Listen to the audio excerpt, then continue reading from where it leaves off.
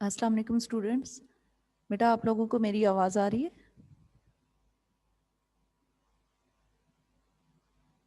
چلیں ٹھیک ہے بیٹا, ہینڈ ڈاؤن کریں اپنے. آج ہم نے شعر نمبر 4 اس کی تشریح کرنی ہے. غزل کا شعر نمبر 4 ہے جس کی آج ہم نے تشریح کرنی ہے. اس کا ہے کہ بار بار اس کے در پر جاتا ہوں, بار بار اس کے در پہ جاتا ہوں, حالت اب اضطراب کی سی ہے. اب یہ میر تقی میر کا جو شعر ہے, شعر نمبر 4, بیٹا طریقہ کار آپ کا وہی ہوگا کہ آپ نے شعر لکھنا ہے, پھر اس کے بعد حوالہ کلام, پھر اس کے بعد غزل کا کیونکہ کوئی عنوان نہیں ہوتا تو ہم اس کی جگہ لکھیں گے صنف ادب. صنف ادب کی مارکر سے ہیڈنگ دینے کے بعد آپ نے غزل لکھنا ہے, پھر شاعر کا نام میر تقی میر, اور اس کے بعد آ جاتی ہے ہماری مفہوم. مفہوم جو ہے یہ اس میں نوٹس میں نہیں لکھا ہوا ہے, وہ آپ نوٹ کر لیں کہ بے چینی اور بے قراری, بے چینی اور بے قراری کی حالت میں, بے چینی اور بے قراری کی حالت میں محبوب کے دروازے کا, محبوب کے دروازے کا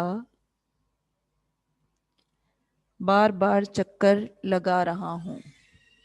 یہ آپ نے مفہوم لکھنا ہے کہ بے چینی اور بے قراری کی حالت میں محبوب کے دروازے کا بار بار چکر لگا رہا ہوں.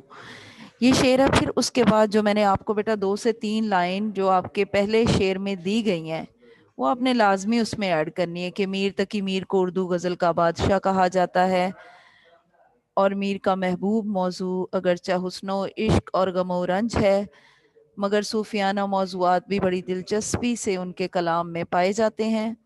تشریح طلب جو شعر ہے میر جو ہے اس میں بیان کر رہے ہیں, یا زیر نظر شعر میں میر تقی میر اپنے دل کا حال بیان کرتے ہوئے کہتے ہیں کہ میں اپنے محبوب کے عشق میں گرفتار ہوں. محبوب کے بغیر میری کیفیت ماہی بے آب کی طرح ہے. ماہی بے آب کہتے ہیں بیٹا پانی کے بغیر جو مچھلی ہوتی ہے, تو وہ اپنی کیفیت اسی طرح ظاہر کرتا ہے کہ جس طرح جو مچھلی ہے وہ پانی کے بغیر تڑپتی ہے, تو میں بھی اپنے محبوب کی جدائی میں اسی طرح تڑپ رہا ہوں. جب محبوب کی یاد ستاتی ہے تو وہ محبوب کے در پر جاتا ہے. عشق نے مجھے دیوانہ کر رکھا ہے. محبوب کی گلی اور کوچہ عشق کے لیے ایک زبردست کشش کا مقام ہوتا ہے کہ وہ جو محبوب کی گلی یا کوچے میں خود بخود کھنچا چلا آتا ہے, لیکن محبوب سے ملاقات کوئی آسان کام نہیں. میں محبوب کے اکھڑ پن اور جو سخت مزاجی کو دیکھتے ہوئے بغیر ملاقات کے ہی واپس آ جاتا ہوں. میرے دل کی بے چینیاں اور بے قراریاں بڑھتی جاتی ہیں کیونکہ میں حال دل محبوب سے کہنا چاہتا ہوں لیکن کہہ نہیں پاتا. اب جو اس میں بیٹا ریفرنس کا شعر ہے وہ آپ نے لاسٹ میں لکھنا ہے, جو آپ کا طریقہ کار ہے, جو پیٹرن ہے. تعارف کے بعد آپ وہ والا شعر ضرور لکھ سکتے ہیں جو میں نے آپ کو کتاب میں 129 پیج پر آپ کے لکھا ہوا ہے. جب آپ کا یہ غزل کا جو مشقی سوالات ہیں وہ کمپلیٹ ہوتے ہیں تو اس کے لاسٹ میں دیا گیا ہے. اب اس میں ریفرنس کا شعر ہے کہ یہ نہ تھی ہماری قسمت کے وصال یار ہوتا, اگر اور جیتے رہتے یہی انتظار ہوتا. اس میں ہے کہ اس شعر میں شاعر ایسی کیفیت میں گرفتار دکھائی دیتا ہے. ان کا کہنا ہے کہ محبوب کے عشق میں اس حد تک مبتلا ہو چکا ہوں کہ کچھ نہیں سوجھتا, یعنی کچھ سجھائی نہیں دیتا, کچھ عقل میں بات آتی ہی نہیں. شاعر بے چین دکھائی دیتا ہے. محبوب تک رسائی تخیلاتی تو ہے مگر محبوب کو دیکھے بغیر سکون نہیں ملتا. وہ ہر لمحہ اس تخیلاتی ہوتی ہے ایک خیالی دنیا, جو کیفیت میں رہ کر محبوب سے ملاقات بھی چاہتا ہے اور اسی غرض سے در محبوب پر جاتا رہتا ہے. یہ بیٹا اس شعر کی تشریح اس کو اپنے لفظوں میں بیان کر سکتے ہیں کہ شاعر جو ہے بے چین ہے, بے قرار ہے, لیکن اس کے محبوب سے اس کی ملاقات نہیں ہو رہی, اور وہ اس کا ذکر اس شعر میں کر رہا ہے کہ وہ جاتا ضرور ہے اس کے دروازے پر, لیکن اس کی ہمت پیدا نہیں ہوتی کہ وہ اس سے اپنے حال دل بیان کر سکے. تو یہ آپ کا شعر کی تشریح ہے, اس کو آپ نے لکھنا ہوگا. اور یہ جو ریفرنس کا شعر ہے یہ لاسٹ میں کر لیا کریں. کسی شعر میں شروع میں بھی دیا ہوا ہے یا بعد میں دیا ہوا ہے, لیکن آپ نے اس کو خود بخود کر لینا ہے. اب اس میں شعر ہے کہ میں جو بولا اور کہا کہ یہ آواز اسی خانہ خراب کی ہے. خانہ خراب کی سی ہے۔ اب یہ اس شعر کا جو ہے مفہوم پہلے ہم لکھیں گے کہ وہ کیا ہے، کہ شاعر میر تقی میر جو ہے، یہ یہاں سے تشریح سٹارٹ ہوتی ہے، طریقہ کار وہی ہے بیٹا، حوالہ کلام، صنف ادب اور شاعر کا نام۔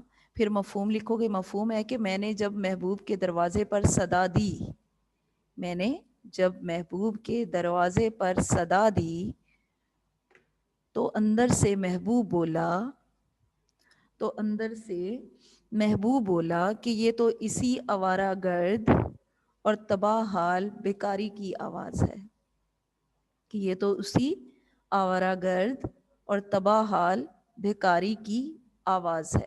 یہ میں دوبارہ بولتی ہوں کہ میں نے جب محبوب کے دروازے پر صدا دی تو اندر سے محبوب بولا کہ یہ تو اسی آوارہ گرد اور تباہ حال بھکاری کی آواز ہے۔ بھکاری کی آواز ہے یعنی اس نے اس کو اتنا برا بھلا کہا۔ اب ہے کہ شاعر میر تقی میر محبوب کی ستم ظریفی کا گلہ کرتے ہوئے کہتے ہیں کہ محبوب رقیبوں کے ساتھ مل کر بے رخی پر اتر آیا ہے۔ اب محبوب کی کیفیت یہ ہے کہ وہ مجھے اپنے سامنے گوارا کرنا دور کی بات ہے، وہ میری آواز سننا بھی پسند نہیں کرتا، جبکہ میں محبوب کے بغیر لمحہ بھر بھی زندہ نہیں رہ سکتا۔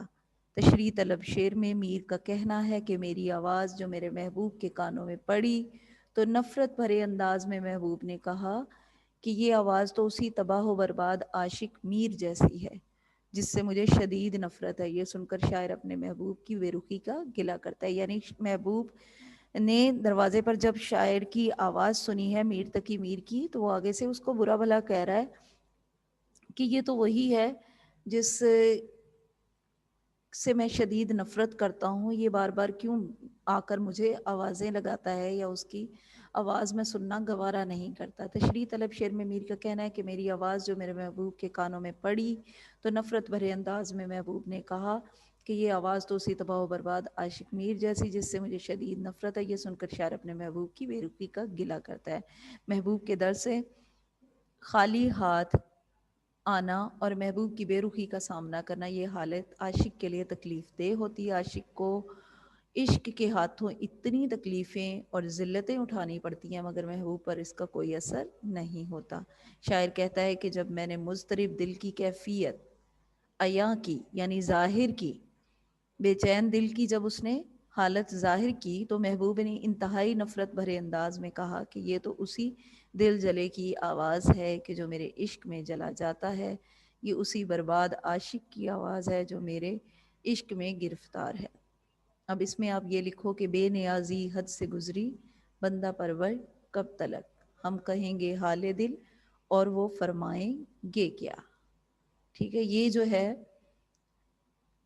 آپ نے ریفرنس کا شعر اس میں لکھنا ہے، یعنی اس میں بھی وہ اپنے محبوب کی بے رخی کا اظہار کرتا ہے۔ اس میں اگر وہ محبوب کے دروازے پر جاتا تھا تو وہ بار بار اس کو ہمت نہیں ہوتی تھی کہ وہ حال دل بیان کرے، لیکن یہاں پر وہ جب اپنے محبوب کے بارے میں بتا رہا ہے کہ وہ اس کی آواز ہی سنتا ہے تو اس کو برا بھلا کہنا شروع کر دیتا ہے، یعنی اس سے ملنا تو بہت دور کی بات ہے۔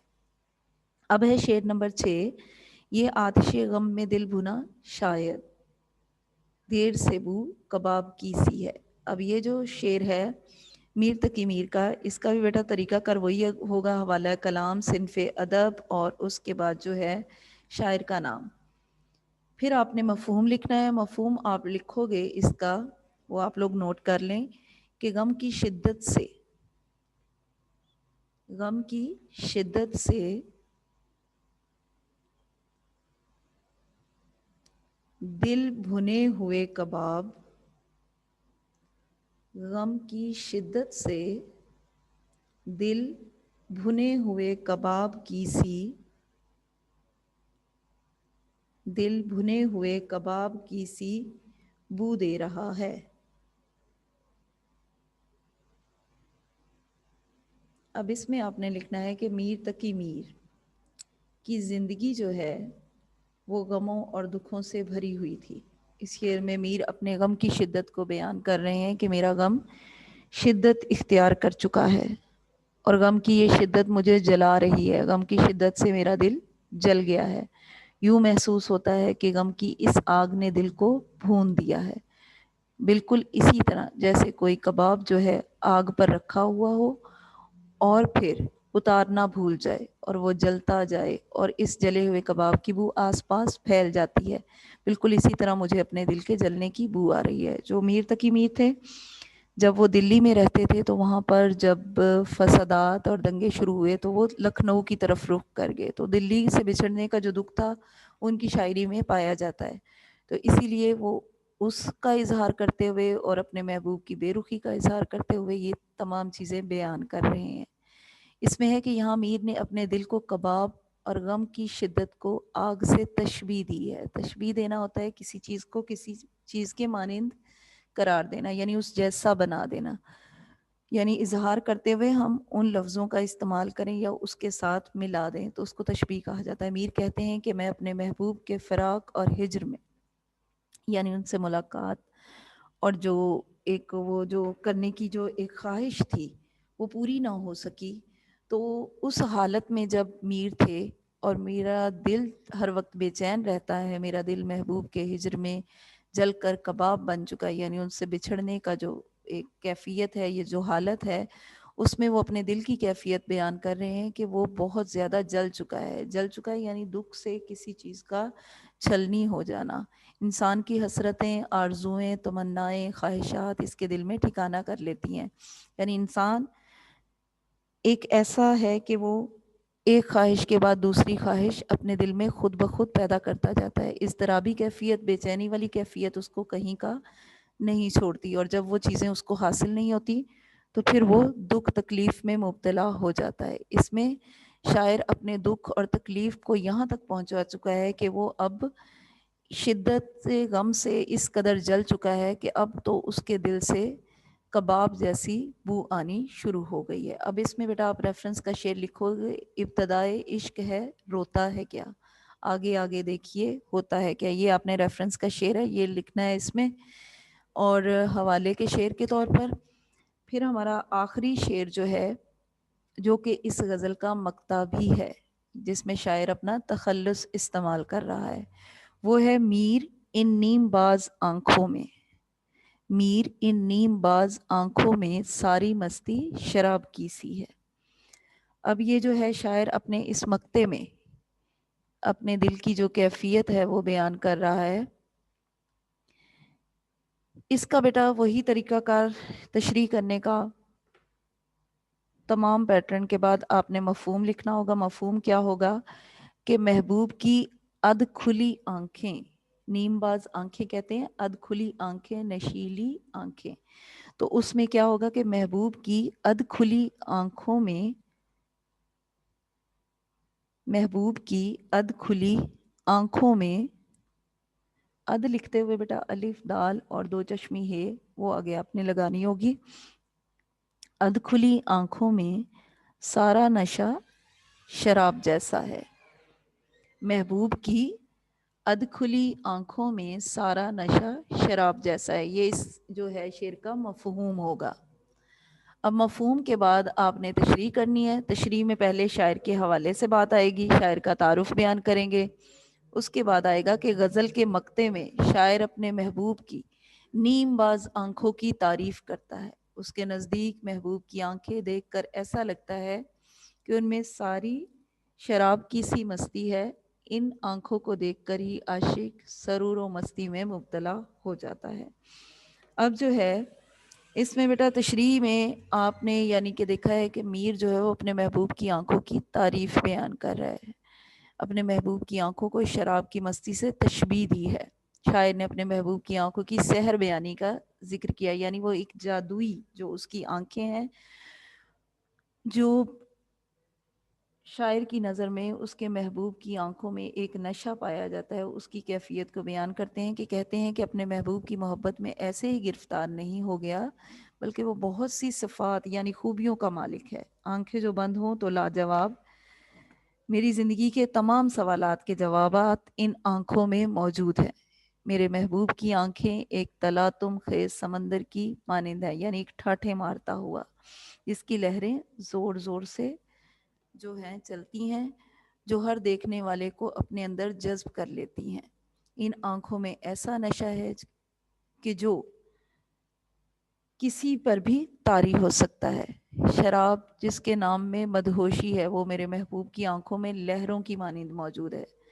میر نے محبوب کی آنکھوں کی مستی کو شراب کی مستی کہا ہے. محبوب کی ادکھلی آنکھوں میں جو نشہ ہے میر کو وہ نشہ اور مستی شراب جیسی لگتی ہے. عاشق کے لیے محبوب کی ادکھلی آنکھیں جو نیند کے خمار کی وجہ سے سرخ ہیں اور جنہیں دیکھ کر وہ اپنے حواس کھو بیٹھا ہے وہی مستی رکھتی ہیں جو مستی شراب کے اندر ہے. یعنی کہ شاعر اس میں یہ بیان کرنا چاہ رہا ہے کہ جس طرح شراب پینے کے بعد کسی پر نشے والی کیفیت طاری ہو جاتی ہے تو وہ اپنے محبوب کی آنکھوں کو بھی اسی طرح سے قرار دیتا ہے کہ صرف ان کو دیکھ لینے سے انسان جو ہے وہ اس کے سحر میں اس کے جادو میں گرفتار ہو جاتا ہے.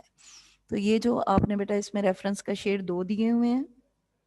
آپ نے یہ پہلے والا کرنا ہے کہ ان کی آنکھیں کہتی پھرتی ہیں لوگ ناحق شراب پیتے ہیں. یہ والا ریفرنس کا شعر ہے, یہ لاسٹ میں آپ نے کر لینا ہے. اور اس طرح سے آپ کی یہ جو غزل ہے اس کے 7 جو اشعار ہیں ان کی تشریح مکمل ہو گئی ہے. آپ نے اس کو اسی طرح سے یاد کرنا ہے, اپنے الفاظ میں لکھنے کی زیادہ کوشش کریں کہ 1 سے 2 سے 3 دفعہ پڑھیں اور پھر اس تمام تشریحات کو اپنے الفاظ میں بیان کرنے کی کوشش کریں. جی بیٹا, اگر کسی بچے نے کوئی بھی سوال پوچھنا ہو. جی زہرا باسط. السلام علیکم ٹیچر. وعلیکم السلام. جی بیٹا. ٹیچر 5 اور 6 کا مفہوم لکھوا دیں گی ایک دفعہ؟ 5 اور 6 کا جی ٹھیک ہے بیٹا, میں لکھوا دیتی ہوں.